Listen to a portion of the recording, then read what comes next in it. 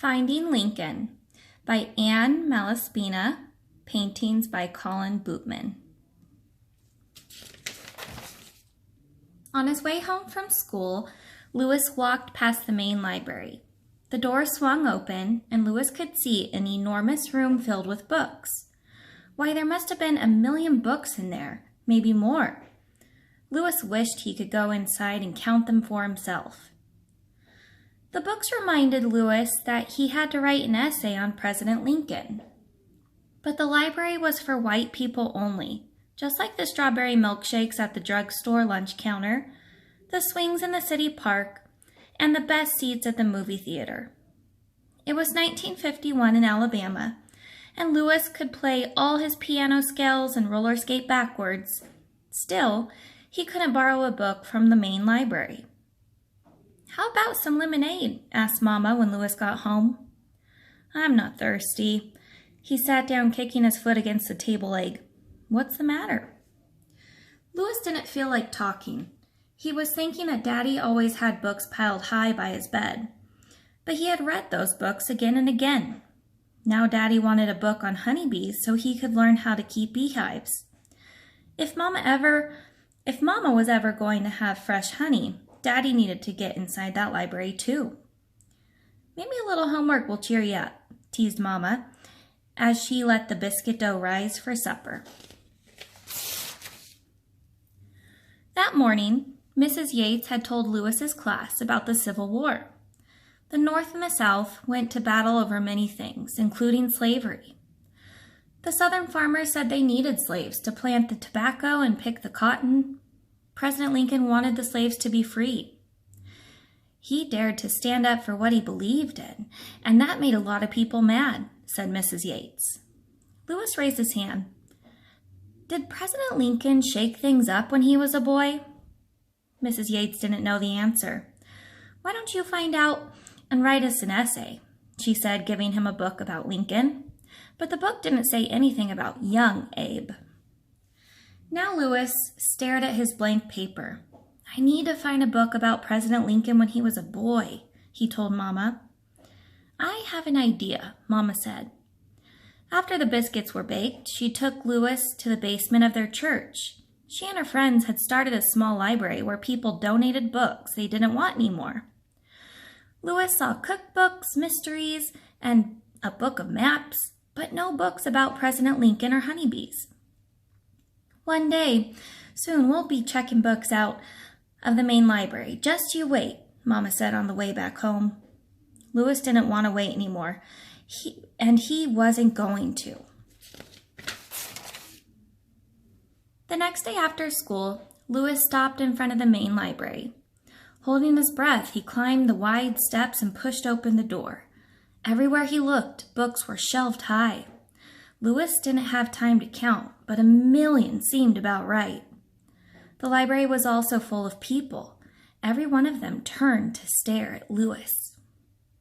In the quiet room, Lewis's heart was beating as loud as a tin drum. He began walking to the front desk. He was so nervous that he bumped into a man's chair. "Watch where you're going, boy," said the man. "Excuse me," mumbled Lewis. On the polished floor, his sneakers squeaked like an old rusty hinge. 2 librarians sat at the desk looking at him. "Can't you read?" said one, pointing at the "Whites Only" sign next to the door. Lewis's face burned like it did when he ran fast on a hot day in August. The second librarian put down the book she was holding. "You'd better go home," she said, leading Lewis back to the door. As she gently pushed him outside, she whispered, "Come back tomorrow after 5. Lewis didn't see how tomorrow would be any different. Still, Mrs. Yates was waiting for that essay. He had to go back. The next afternoon, Lewis told Mama he needed to run an errand. Before she could ask a question, he was off. He ran all the way to the library and up the front steps. It was after 5 o'clock. The door wouldn't budge when he pushed it. Just as Lewis turned to go, he heard a voice. "Shh! Come in quietly, quickly." The door cracked open, and the librarian from yesterday peeked out. Inside the library was dark and quiet. "Now, what book did you want?" she asked. I need a book about President Lincoln when he was a boy. Follow me.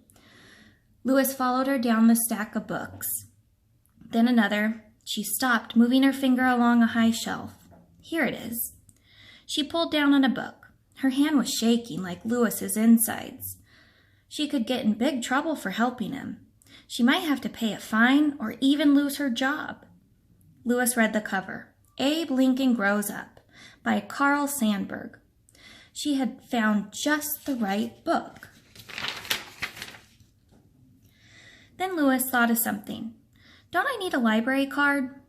Even Daddy and Mama couldn't get a library card. Staring down at his sneakers, Louis wished he could disappear. The librarian was quiet for a moment. Then she tapped him on the shoulder. Come on, I'll give you a temporary one. You do live in town, don't you? Louis raised his head. Yes, ma'am. This librarian didn't seem to mind shaking things up at all. Walking slowly down the street, Louis looked at the book and his library card all the way home. Louis burst in the kitchen door. He couldn't wait to tell everybody. When she heard what had happened, Mama threw her hands up in amazement. Daddy shook his head like he had when Louis caught the catfish up at the lake last summer. Isn't that something? He kept saying.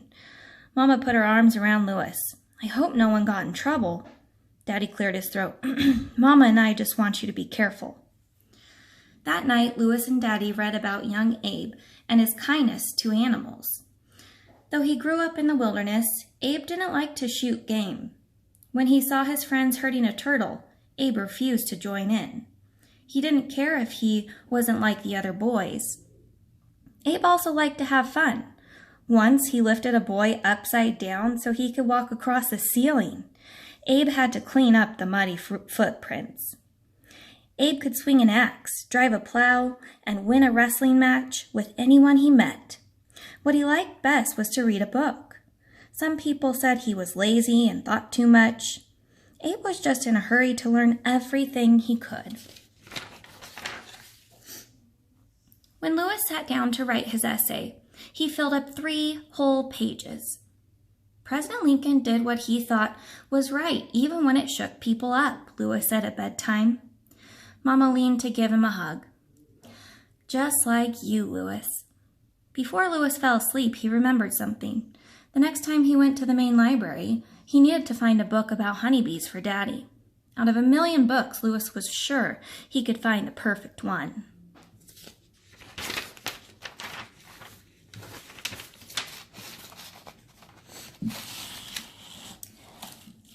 And that is the end.